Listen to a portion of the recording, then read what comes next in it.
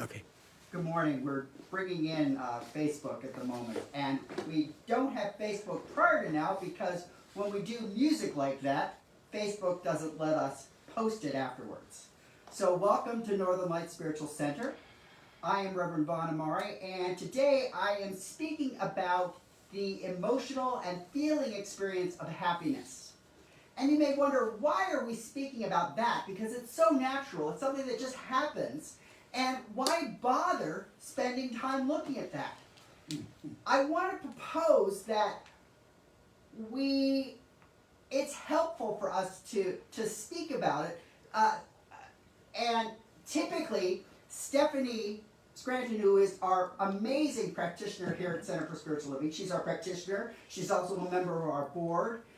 She's also been somebody who has created many of the things that Center for Spiritual, our centers have done. So she has brought us so much. And she is typically here when Reverend Pamela Grace Beatty, who is the founding minister, speaks.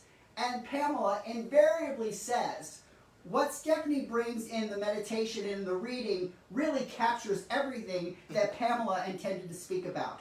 And I can only say that once again, Stephanie has stepped up and basically said everything. So now I'm just going to be echoing what Stephanie proposed and echoing what Stephanie invited us to consider. The notion of happiness. It's something that many children experience naturally. There is a joyfulness that children can find in the simplest of circumstances. I remember my daughter, her second birthday. The gift that made the biggest difference was the box that carried the biggest present. It wasn't that it was a big present, it was a potty seat. Oh. But the present, the size of the box was something that she could step into and she could step out of, and she could put it over her head, and she could run around with it over her head. And the joy of that birthday was completely captured in that box. Now, none of us predicted that the thing that would be the biggest winning moment was the box for the package. And yet, that was what did it. How many of us are able to let a complete surprise take us over? How many of us are able to be that receptive to life, to find joy when we might not have imagined it was possible? One of the reasons that I want to speak about happiness, and one of the reasons that I want to speak about joy, is that these are very difficult times. Yesterday we had once again another mass shooting. And it doesn't seem to matter how many mass shootings we have, we just cannot seem to break this cycle where someone comes in, and this time he comes into Buffalo, into a neighborhood of largely African American people, and he's a white dude, he's 18 years old, and he's been bored during the pandemic. And he's wearing body armor, so he kills at least 10 people. And there are more people harmed. And I'm bringing this to light because there is always something happening in the world. There is always this side-by-side moment where I can be audacious to bring up the very topic of happiness at this time when people have lost people who are beloved to them. One of the people who was shot, one of the people who was killed was a woman, and her son described her as a mother for the motherless. She was just somebody who could embrace everybody. That no matter where she found them, she was a loving presence. She transformed their life experience by being this loving presence. And I would be a big fat liar if I didn't say I don't grieve the loss of that woman. I don't grieve the loss of those people. And part of that grief is that their presence, the joy that they bring, the gift of their lives that they bring, has been taken away. But it's incumbent on me and it's incumbent on us, if we choose, to carry forward the joy and the beauty that they have to offer. The things that happen in life could leave us very serious. One of the things that Stephanie often says is that there's got to be a pony in the midst of this stuff somewhere. That in the midst of all of this cruddy stuff that's happening, do we simply let ourselves focus on that crud and allow it to overwhelm us? Do we allow it to make that what we are? Or do we choose to be something that is a shining, bright example of something different?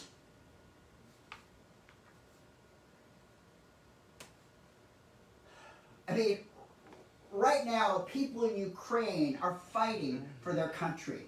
They've had an army from their next door neighbor, Russia. And Russia's media is telling lies, saying, oh, we're here to take out the Nazis. Ironically, crazily, the person that's the president of Ukraine is a Jewish man whose family survived the Nazis.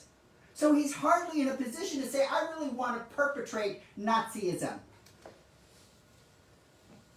It's just crazy. And the call there is, do I choose to be a Putin or do I choose to be a Zelensky? What kind of person am I going to be? And am I going to be a person who is holding on to all of the injustices, all of the things I don't like, and carry them around on my back like I'm some burdened, saddened creature? I mean, this 18-year-old boy feels aggrieved. And his response to being aggrieved is this notion that I'm going to harm others. Do we choose to step into that way of being, or do we choose something different?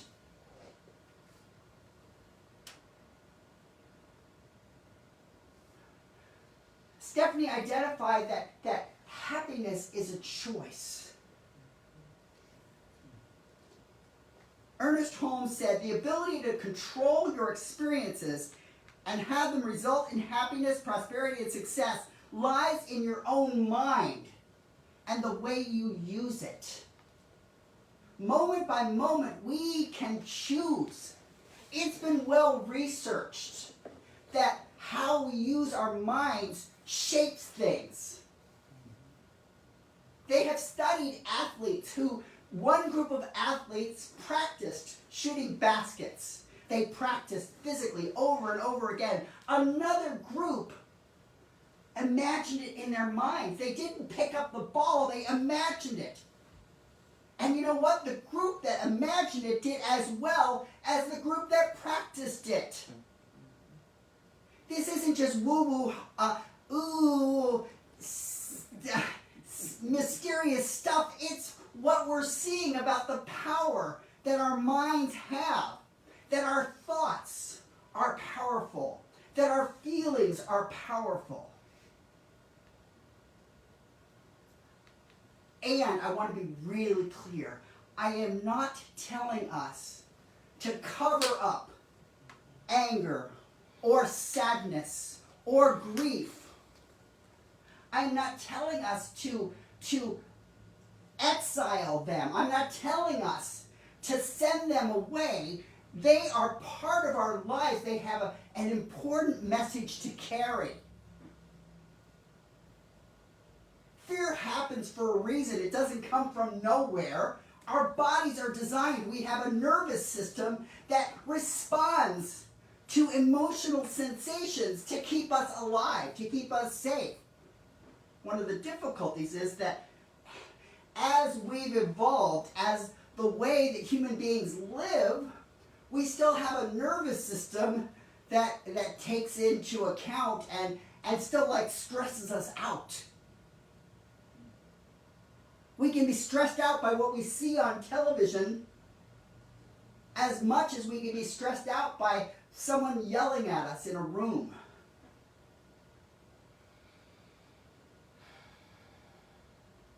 So we can be thoughtful about what it is that we expose ourselves to.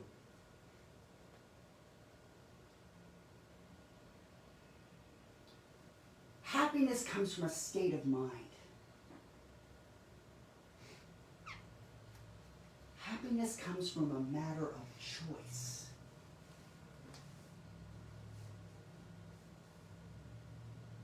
So one of the things that Stephanie identified is that we start by looking within. My daughter didn't look to us when she was carrying around that box. Was this okay? She was just into that box. There was something within her that just found this amazing joy, this amazing pleasure, this delight, this creative capacity to respond to this box in all kinds of ways. And that didn't come from us applauding or clapping. Didn't come from us shaking our head saying, you know, that wasn't the big present. That wasn't the thing that we thought would land well. She was also really into The Little Mermaid. And we thought The Little Mermaid book would be the thing that really compelled her. Yeah, it did. I mean, she liked it, but it was the box.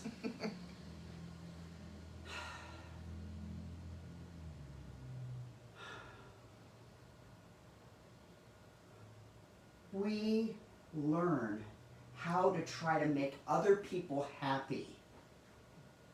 And we may give up a little piece of ourselves in that. And over time, we give up more and more little pieces of ourselves. And that first point I want to make with the notion of looking within for our joy, looking in for our happiness is start to pay attention to where we let go of ourselves. Start to pay attention to where we sacrifice what it is that we truly love, what it is that truly inspires us, what it is that truly invigorates us, what brings us to life. Is there a particular food that just, the taste of it just makes you giddy?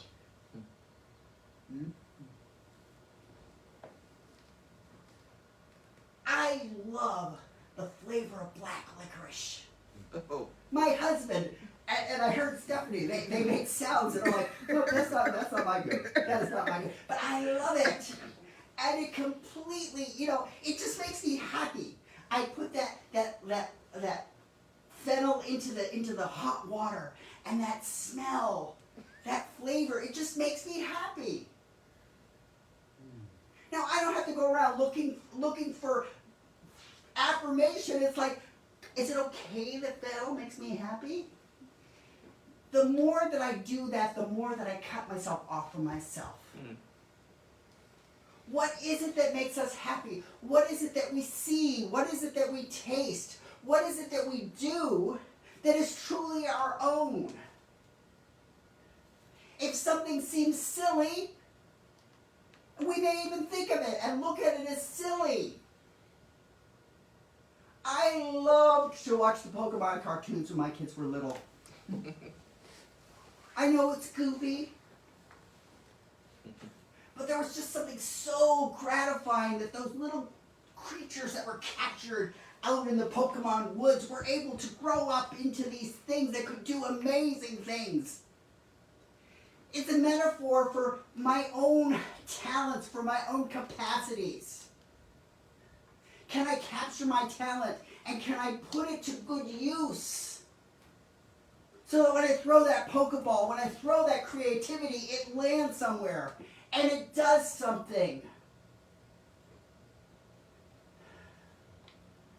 I found that I'm somebody who can put words together into poems and into songs.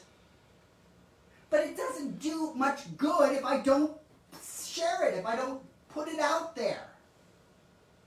So for the past several years, every month I come up with a new chant and a new melody. Partly because by sharing it, it can be something that people say to themselves that I hope is inspirational, that I hope lets them capture something of that month and bring it closer. Michael is somebody who listens to music, and he has listened to music back when he was working at Boeing. And when he was working at Boeing, he was surrounded by folks who were not the happiest crew. And he would sometimes come home and talk about the not happiest crew, and how somebody would complain about this or complain about that. Has anybody ever met people who complain? Who find that they want to be this little infection in our life about how miserable their life is. And then there can be this one-upspersonship in terms of who has the worst. Who has the worst circumstances. And wait a second, I can top that. No, I can top that. That one-upsmanship, and I'll put it back to upsmanship, because it is a very male kind of thing about being better, about being best, about beating out other people. It's a very white male thing, very white male culture. It doesn't generate happiness. It doesn't send us back inside of ourselves to light up ourselves and explore. So the first thing with looking within is really look. Take the time to look. What brings us joy? What lights us up?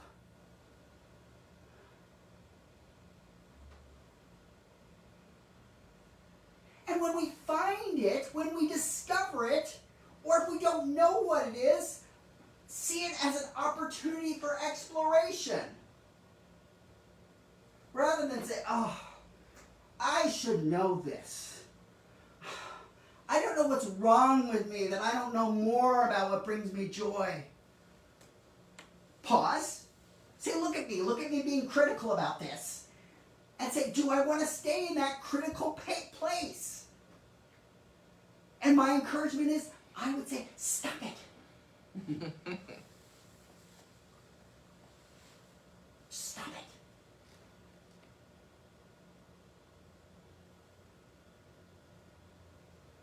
Use that not knowing as an opening.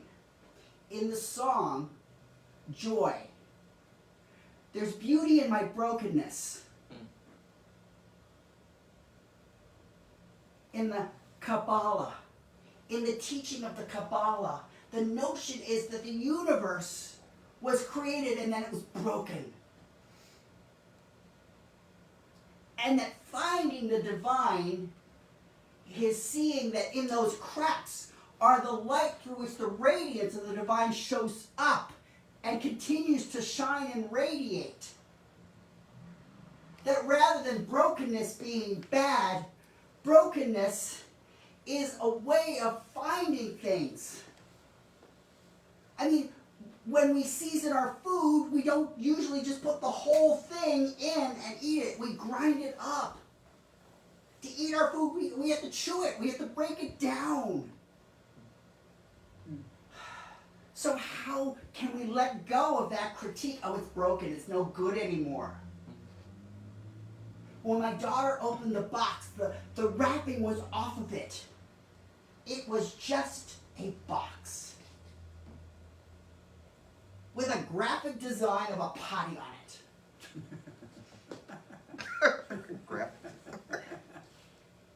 But it brought her joy. Stepping in, stepping out, running around with it, putting it over her head. All of these things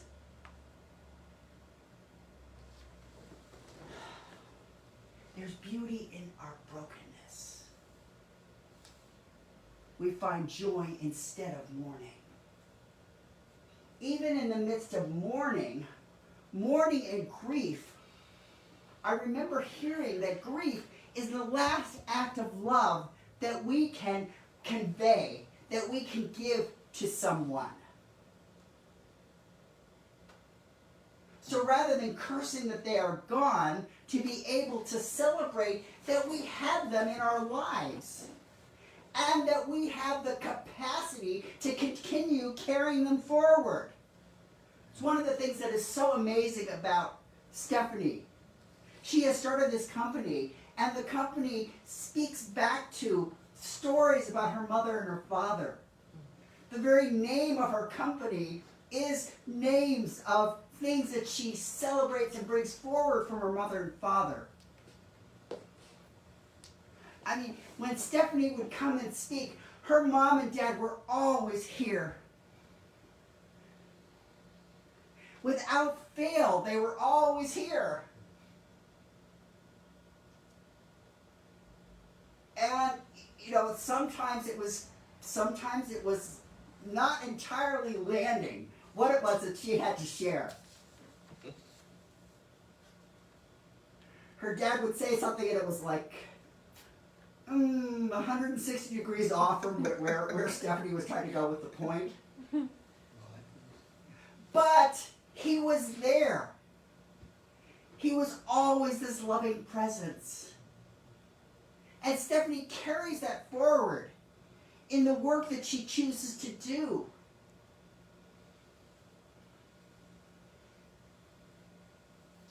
My mom passed away, and there were things that she wanted me to have. And they weren't necessarily things that I would have selected. It's not like I would have said, oh, I want that. Some of those that's had already gone to, one had gone to to a cousin, because it really belonged to my grandmother, not my mother, but it was in our house. And I loved those leather-backed yellow chairs. They were amazing. But they aren't available. And I don't know if anybody even has them. My mom had this beautiful round coffee table with this floral painting on it. And it's in my sister's living room. And she found herself a round orange velvet sofa that wraps around that coffee table. So that thing that I love from my mother, that had been from her mother, is going forward into my sister's home and this place of beauty. And I can smile every time I think about my sister enjoying that. I can smile about the inspiration that gave to how her whole room is being pulled together.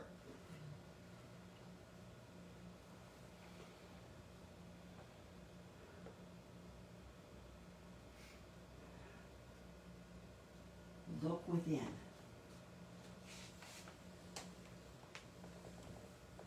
And allow ourselves to feel the pleasure of what we find there. The second point I want to make is connected to the child song, If You're Happy and You Know It. Of course I got it. If you're happy and you know it, clap your hands. If you're happy and you know it, clap your hands. If you're happy and you know it, then your face will really show it. If you're happy and you know it, clap your hands. So, one of the things about this song, and I can go to the next verse. We go stomp our feet. Okay. If you're happy and you know it, stomp your feet. If you're happy and you know it, stomp your feet. If you're happy and you know it, then your face will really show it. If you're happy and you know it, stomp your feet. So, and I could go on. The whole point of that song is that it's about a declaration. It's about taking action. in response to our happiness. We stop doing that. How often do we continue as adults to demonstrate to the world that we're happy? We tend to guard our happiness kind of greedily, kind of covertly. We can be a little bit scared that if we're too happy, we're going to piss people off. We can be a little bit scared that if we're too happy, people don't want to hear about it. You know those times we come in here and we're like, I have had this great thing, and then that person tries to crud on us with something, a reason why it should be great. You feel great when this is happening. You feel great when this is happening. You're not entitled to feeling great. The thing about that song is, Ernest Holmes proposed the idea of declaring and affirming. And I keep referring to Ernest Holmes because Ernest Holmes is the person who came up with the ideas that led to Centers for Spiritual Living. And Northern Lights is one of those places. Ernest Holmes said, we should rediscover the youthful spirit of that childlike joy which gave us the energy, happiness, security, and faith we had as children. If you're happy and you know it, clap your hands. Those children were willing to clap their hands, to stomp their feet, to laugh out loud.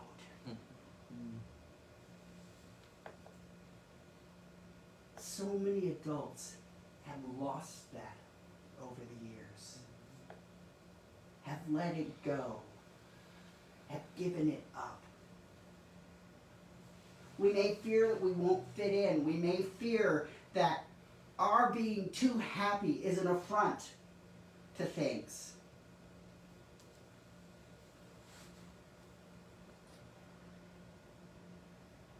I was talking with Michael the other day. One of the things that I really wrestle with is that I don't want this teaching to be a sloppy cover-up of the full breadth of human experience. A notion that it's all good, which can feel so insincere and which can make us want to punch someone in their face.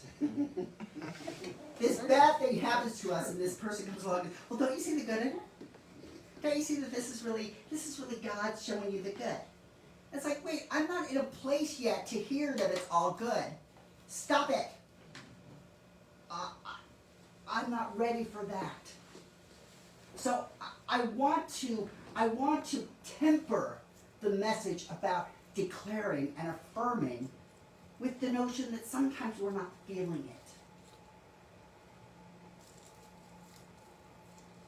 But one of the other teachings was something called mental equivalent. Maybe we can't see it right now, but can we imagine it?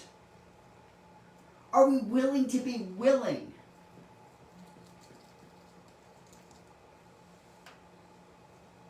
Reverend Liz Moranti from Center for Spiritual Living Seattle was the one who taught me that idea. Am I willing to be willing? Okay, I'm not there yet, but am I willing to be happy? Am I willing to stomp my feet? No, I can't. But the song is so, it's like I've just got to. It's like it's making me. Are we willing to be willing?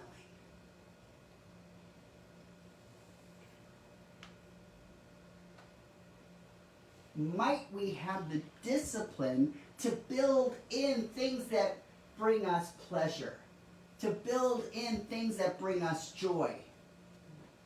Is there a particular piece of music we love to listen to? Is there a particular show that we love to watch that just makes us smile, that makes us laugh? I'm sorry, but I can't really help but watch the Golden Girls, and something about it always makes me laugh. Oh, yeah. Betty White's character, Rose, she can always say something. She's like, and it's completely off the point, but I cannot help but laugh. And then there's a part of me that also relates to the one that's like, Rose, that's not even what we're talking about. Rose, do you understand that you missed the point entirely? And it's like, but I cannot help but smile that Betty White carried that forward. And Betty White was no dummy. The role that Betty White played, Sue Ellen, when she was on the Mary Tyler Moore Show. Saucy.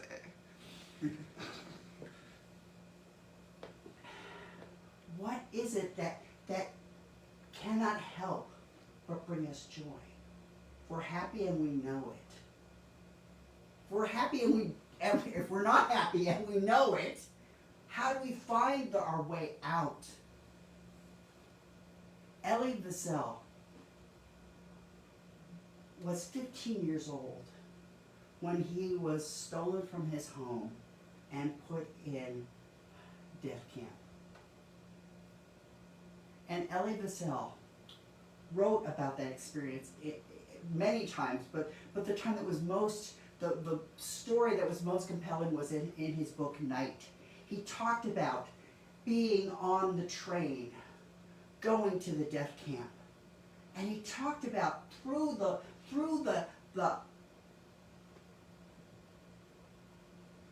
boards on the train, he was able to see this pink of the dawn.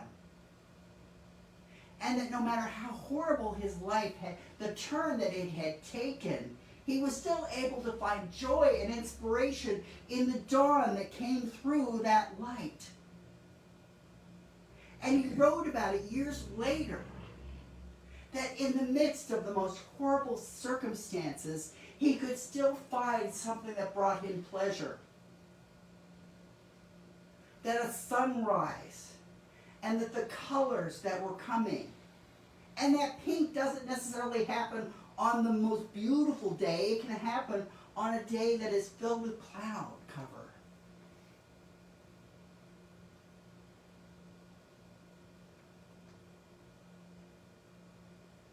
If you're happy and you know it, part of the process can be turning ourselves. So not only looking within, but looking at the world around us and seeing the small miracles, seeing the small beauties.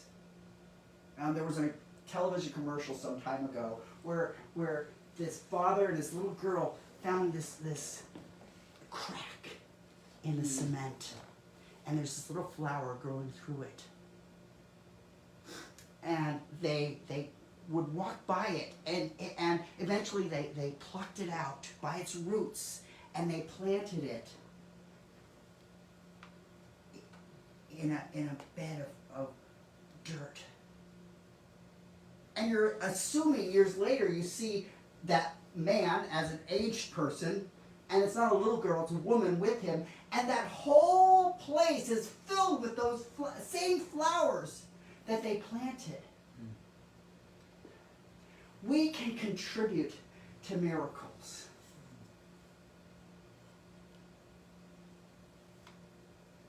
Do we give ourselves permission to see miracles? Do we give ourselves permission to see beauty?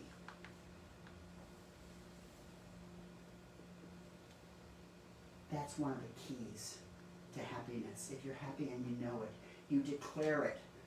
You also take actions to perpetrate it.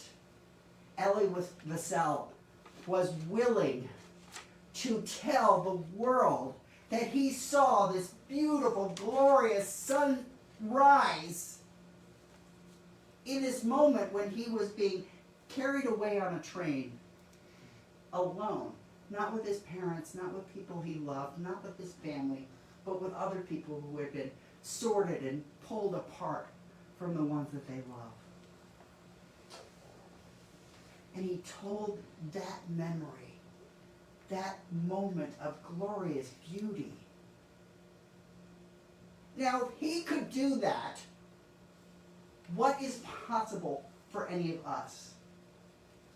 I've never encountered anything like the horrors of the Holocaust.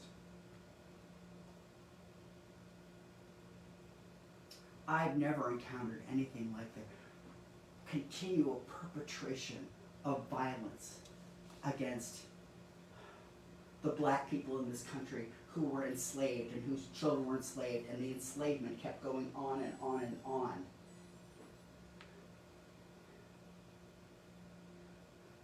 But I can choose to stand up when that injustice perpetrates. I can choose when I am seeing a little black boy in a classroom being called out and discipline is happening against him, and I can say, you know what? That same thing that black boy is doing is being done by that white girl, is being done by that white boy, and we need to stop. We need to stop calling him out for it. We need to stop calling her out for it.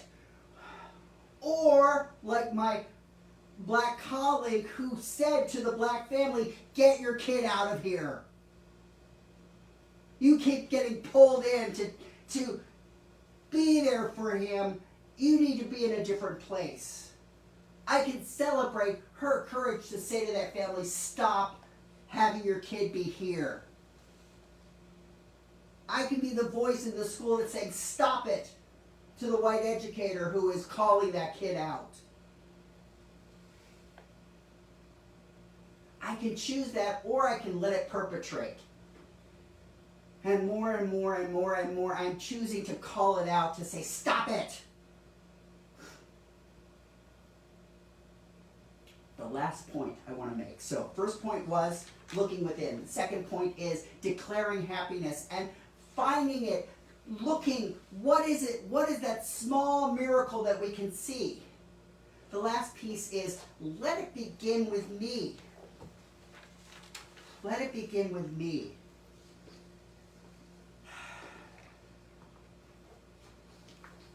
A lot of the Centers for Spiritual Living close their service with the song, Let There Be Peace on Earth, and let it begin with me. When I was at the Center for Spiritual Living in Seattle, there were rows that happened side by side.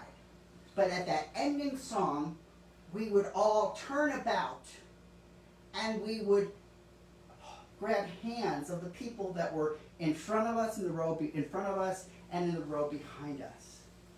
We took on a new position. Every week we rearranged ourselves and we sang that song, let there be peace on earth, and let it begin with me. Let there be peace on earth, the peace that was meant to be.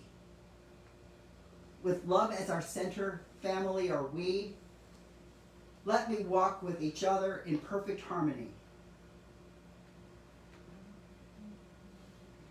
There's a story of a Chinese emperor who created a contest to depict peace. And the greatest artists came forward and they depicted all kinds of images of peace. But the one that caught his eye was one that was not drawn by one of the famous artists. It was drawn by a woman who had beauty that she could see it, and she knew, and her depiction was this roaring river.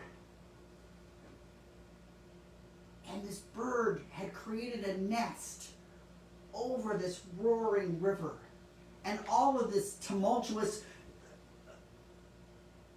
water. And yet the bird had found this place in this tree branch above this roaring river. And this bird had created a home for her baby birds in this nest.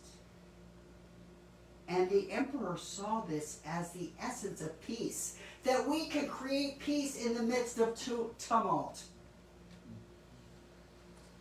That it wasn't about making it all stop.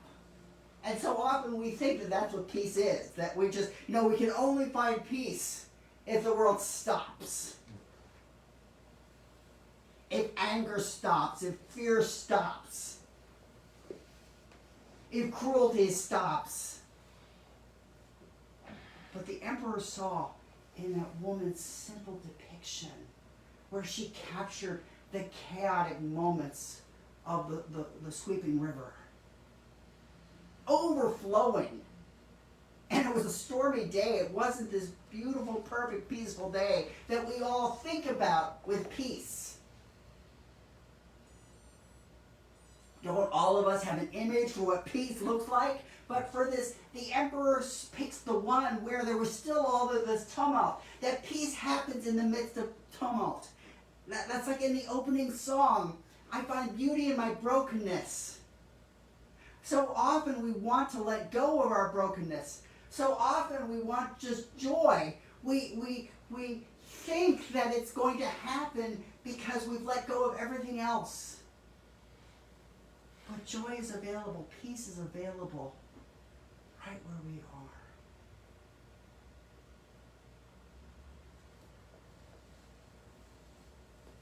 Let it begin with me. Let me stop waiting for the perfect time when the school district is like really treating people right. Let me stop waiting for the perfect time when all of the educators are treating all of the children as the presence of the divine. See, that everybody is seeing every child as this perfect expression. If I wait for that to happen, if I wait for circumstances to happen, I'm going to continue to be disappointed. One of the things that keeps me coming back to the school is that I get to choose to be the district, that I get to be a place of loving presence,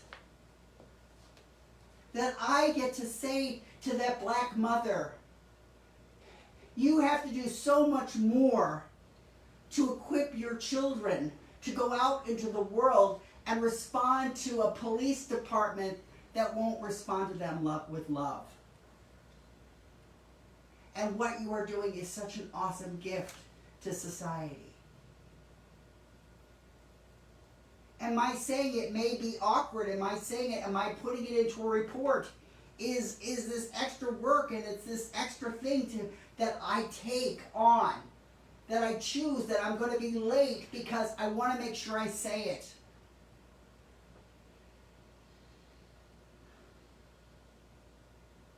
So the last piece of joy is let it begin with me. Let me be a place from which joy circles out.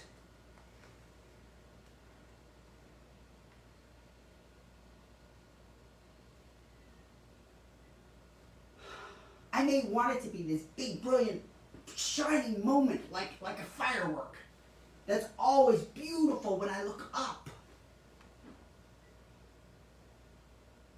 Sometimes I'll miss the mark, but I'm trying to hit it.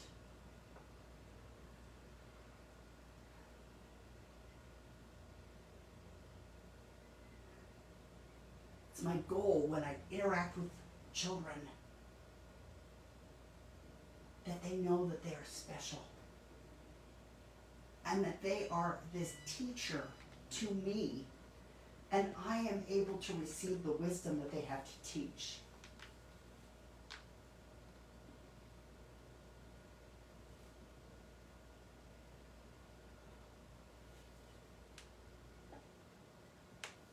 That I become a vessel for their brilliance. That I become a wall onto which their light might shine. Or that I might be a window through which their light passes through me and others can see it.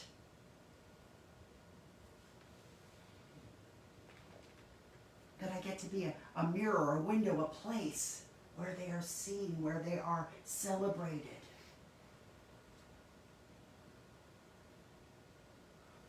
And how is it that each one of us can be that place? Let there be peace on earth and let it begin with me. How do each of us make ourselves those places?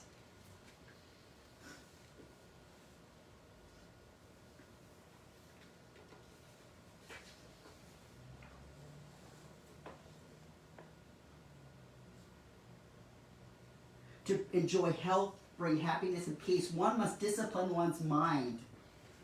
Find the way to enlightenment and wisdom. What you think you become. That was said by the Buddha.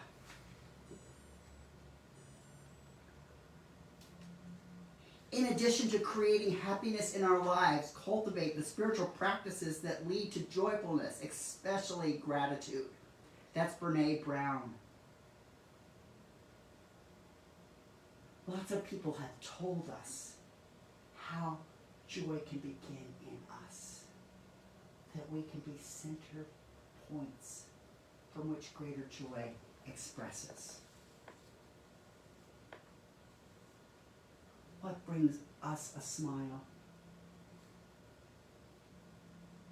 What triggers laughter?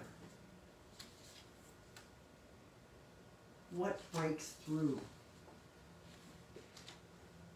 the sadness and the grief in the world all around us? How might we choose to be like that woman who was killed? How might we make the motherless feel cared for? How might we let the inspiration?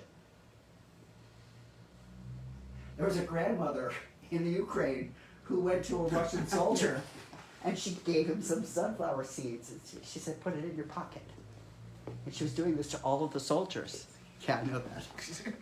She went out and she was giving them the seeds. And they're like, why are you giving us the seeds? And she was like, so that when your bodies are buried in the ground, sunflowers will come out of you. Oh my. Yeah. I can't help but smile at her and her insistence. Yeah. That, you are coming here and you are not welcome. But here's a flower so that when your dead body, a flower will grow.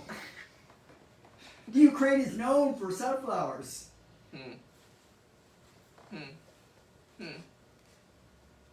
It's like it wasn't the friendliest thing. But she found a way that beauty could come out of the horrors that they were bringing forward. Can I look to her? I mean, she's not doing it happy, she's like grumpy. She's like, I'm waiting for your dead body to be a place from which the sunflower will rise up. It's not exactly let there be peace on earth, but it's that beauty can happen out of anything. There's beauty in our brokenness. So I'm going to conclude today's talk with the song, Let There Be Peace on Earth. And please join in if you know it. Please be sung to if you prefer. And I'm doing it this way because I really don't want the song cut out when we post it. Let there be peace on earth, and let it begin with me. Let there be peace on earth, the peace that was meant to be, with love as our center. Family are we. Let me walk with each other in perfect harmony. Let peace begin with me. Let this be the moment now. With every step I take, let this be my joyful vow, to take each moment and live each moment in peace eternally. Let there be peace on earth, and let it begin with me.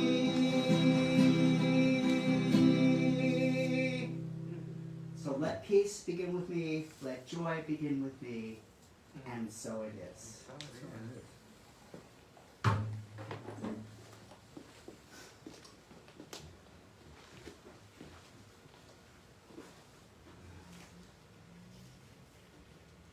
Thank you, Reverend Vaughan. I missed that song.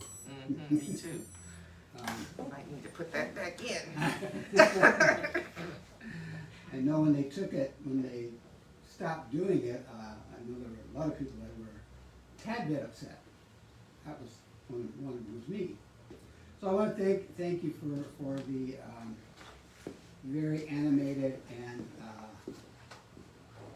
I guess emotional talk today. And I want to thank Stephanie for that actually it was for me it was a calming and soothing centering meditation. Sometimes I don't get into the meditation because I'm doing the other stuff. And today I was a little selfish. I'm going to do it.